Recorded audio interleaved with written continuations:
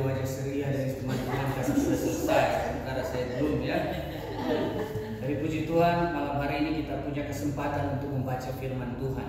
Selama masih ada kesempatan untuk membaca firman Tuhan, berarti masih ada kesempatan buat kita untuk dipulihkan. Masih ada kesempatan buat kita untuk bertobat. Amin. Perkenalkan, nama saya Rence Girot. Saya asal dari kelompok Immanuel. Dan hadir di sini ada keluarga saya, kakak saya, mentor saya, Ibu Neni, karena selama ini beliau mementori kami. Puji Tuhan. Saudara-saudara, kalau kita melihat di televisi, di media sosial, di media mana saja saat ini ada banyak berita-berita justru adalah berita-berita yang mengerikan. Kita lihat ada peperangan, bahkan kriminal, berita-berita kriminal yang mengerikan. Karena memang justru seperti itulah dunia ini.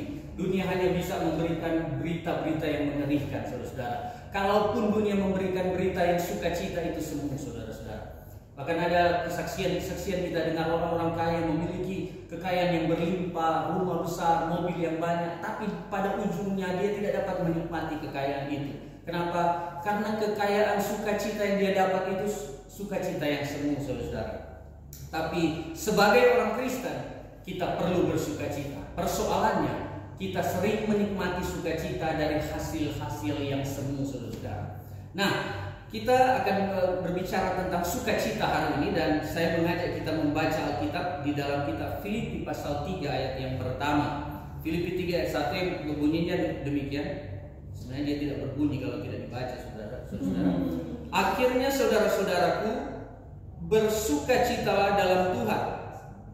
Menuliskan hal ini lagi kepadamu tidaklah berat bagiku dan memberi kepastian kepadamu. Saya beri judul khotbah saya pada saat ini adalah orang Kristen harus bersukacita. Amin. Nah, dalam kesempatan ini, dalam bagian khotbah ini, kita akan melihat apa sesungguhnya yang membuat kita harus bersukacita, dan hal-hal apa yang mengecoh kita seolah-olah kita bersukacita, dan terakhir mengapa kita harus bersukacita. Saudara-saudara, kalau kita lihat di ayat yang kita baca tadi, ayat ini hadir dalam situasi yang tidak normal sebenarnya. Kenapa? Karena Paulus menulis surat ini, dia dalam keadaan di penjara. Saya pernah mengunjungi pelayanan di penjara beberapa bulan yang lalu. Yang saya katakan kepada orang-orang di penjara adalah bersukacita ya. Kamu harus kuat, sabar, badai pasti berlalu. Itu saya yang mengunjungi mereka. Tapi di sini Paulus di dalam penjara justru dia mengatakan bersukacitalah. Inilah yang saya katakan tidak normal sebenarnya. Tapi ada satu rahasia besar mengapa kita harus bersukacita. Ternyata saudara-saudara, sukacita kita tidak harus dipengaruhi oleh hal-hal luar. Sukacita yang ada dalam hidup orang percaya adalah sukacita yang lahir dari hubungan yang intim dengan Tuhan. Hasil dari hubungan erat kita dengan Tuhan, saudara. Itulah yang membuat kita harus bersukacita. Saudara, kita sering bersukacita dari tiga hal. Yang pertama, karena kita punya sesuatu. Yang kedua, karena kita punya orang-orang yang membackup kita. Yang ketiga, karena kondisi yang mendukung kita. Tapi sadar atau tidak sadar, saudara terima atau tidak terima, ketiga hal ini justru sering mencuri sukacita kita. Kalau sesuatu yang kita punya hilang, habislah sukacita kita. Orang-orang yang tadinya mendukung kita berbalik kepada kita, habislah sukacita kita. Kondisi tidak baik-baik saja, habislah sukacita kita. Hal-hal inilah yang menyebabkan sukacita kita hilang. Sukacita dari sumber-sumber ini adalah semu, saudara. Tapi perlu kita bersukacita di dalam Tuhan. Mazmur 97 ayat 12 berkata, bersukacitalah karena Tuhan. Terjemahan bahasa Inggrisnya lebih dekat ke bahasa asli, rejoice in the Lord. Bersukacitalah di dalam Tuhan, saudara-saudara. Bukan di dalam hal-hal tiga hal tadi, saudara. Ada kisah menarik di dalam Kisah Para Rasul 12 ayat 6. Saya percepat karena waktu. Tentang Petrus. Waktu Petrus mau dihukum besoknya, malam ini apa yang dilakukan? Saudara, kalau dihukum besok apa yang saudara akan lakukan? Menangis, berdoa, berlutut, Tuhan tolong saya Tuhan. Tapi Petrus tidak. Kisah Para Rasul 12 ayat 6, dia tidur, saudara. Saudara bisa bacanya nanti. Sebelum dia dihukum dia tidur. Kenapa? Dia ada sukacita, hubungan erat dengan Tuhan. Tidak mempengaruhi situasi kondisi. Saudara, mengapa kita harus bersukacita? Ada tiga hal minimal yang saya temukan. Yang pertama, sukacita adalah kehendak Allah.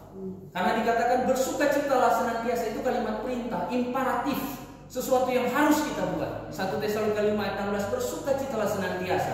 Dalam banyak ayat di Filipi, bersukacitalah senantiasa. Itu kalimat perintah. Tadi sudah dikatakan, kalau perintah sesuatu yang dikehendaki Allah, kita melawan, ada hukumnya.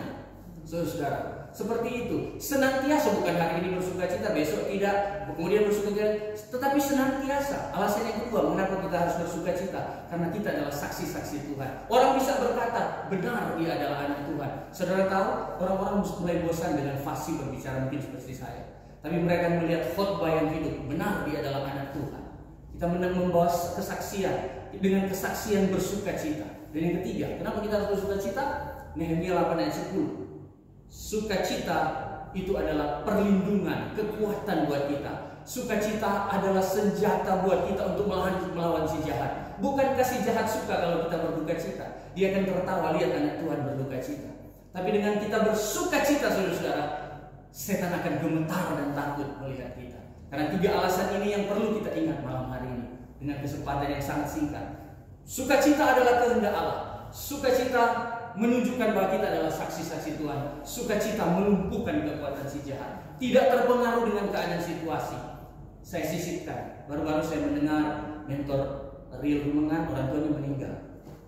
Boleh tidak dia bersedih? Boleh. Tetapi sukacita tidak boleh dipengaruhi dengan keadaan. Bisa saja dia bersedih secara manusia, saya kehilangan orang, saya juga bisa bersedih. Tapi tidak harus larut dalam kesedihan. Tidak harus larut dengan aduh saya berduka cita sekali. Setan akan tertawa.